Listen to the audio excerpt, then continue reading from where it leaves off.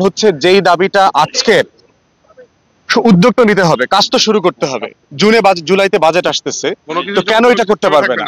আমরা এখনই দাবি করছি যে এই রাস্তাটাকে 4 লেনে করবার জন্য ইমিডিয়েটলি উদ্যোগ নেওয়া হোক, যেন জুন জুলাইয়ের বাজেটে এটা অন্তর্ভুক্ত হয় এবং এটা যেন উদ্বোধন করার ব্যবস্থা করা হয়।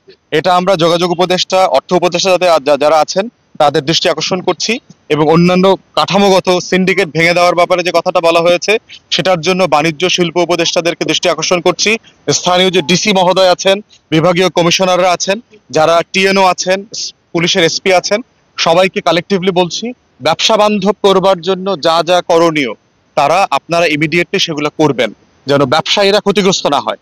ব্যবসায়ীরা ক্ষতিগ্রস্ত হলে কর্মসংস্থান ক্ষতিগ্রস্ত হবে, ট্যাক্সেশন ক্ষতিগ্রস্ত হবে, দেশের অর্থনীতি ক্ষতিগ্রস্ত হবে, কালেকটিভলি দেশ গরিব হয়ে যাবে।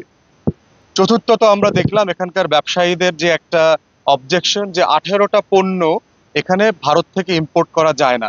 ব্যবসায়ীরা বোধ করছেন এটার মাধ্যমে যেটা হয়েছে হাজার হাজার মানুষের কর্মসংস্থান ক্ষতিগ্রস্ত হচ্ছে এবং রাষ্ট্রের যে ট্যাক্স দেবার অপার সম্ভাবনা আছে সেটা ক্ষতিগ্রস্ত হচ্ছে এবং এটার সাথে অন্যান্য বন্দরের একটা সিন্ডিকেটও কাজ করছে যেন এই বন্দরটা এই জিনিস পণ্যগুলো আনতে না পারে।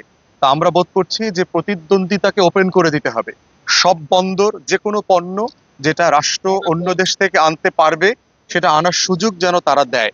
তো সব মিলিয়ে আমরা বোধ করছি যে বাংলাদেশে এই দ্বিতীয় বৃহত্তম স্থল বন্দরের যে পটেনশিয়াল আছে, সম্ভাবনা আছে, সেটাকে আরো বড় আকারে তুলে ধরবার সুযোগ আছে। বাংলাদেশের অর্থনীতি যে উপদেষ্টা আছেন, বাণিজ্য উপদেষ্টা আছেন, শিল্প উপদেষ্টা আছেন, রেলেভেন্ট যত মিনিস্ট্রি আছে, আমরা সবাইকে বলবো, ইভেন পরিবেশ মন্ত্রণালয় যারা আছেন, পরিবেশ বান্ধব এক্সক্লুসিভ ইকোনমিক জোন করা, যে বাধাগুলো আছে ব্যবসা সে বাধাগুলোকে দূর করা, কাস্টমাইজেশন এবং ট্যাক্সেশনের বিষয়ে যে দৌরাত্ম্য আছে সেগুলো বন্ধ করা, সিন্ডিকেট ভেঙে দেওয়া, সবকিছু মিলে একটা জেনুইন ব্যবসা বাণিজ্যের বন্দরে যেন এটা পরিণত হয়। এটাই হচ্ছে লালমনিরহাটের হাতীবান্ধা পাটগ্রাম অঞ্চলের মানুষ এবং তাদের নেতৃবৃন্দ এলাকাবাসীর জনদাবি।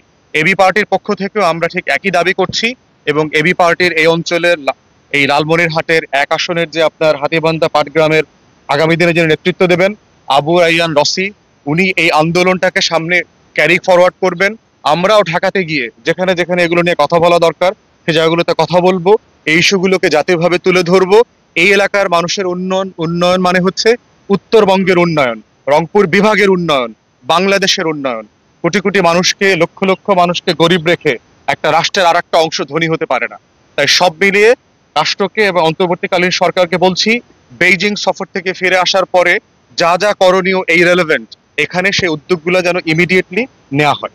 সবাইকে অসংখ্য ধন্যবাদ।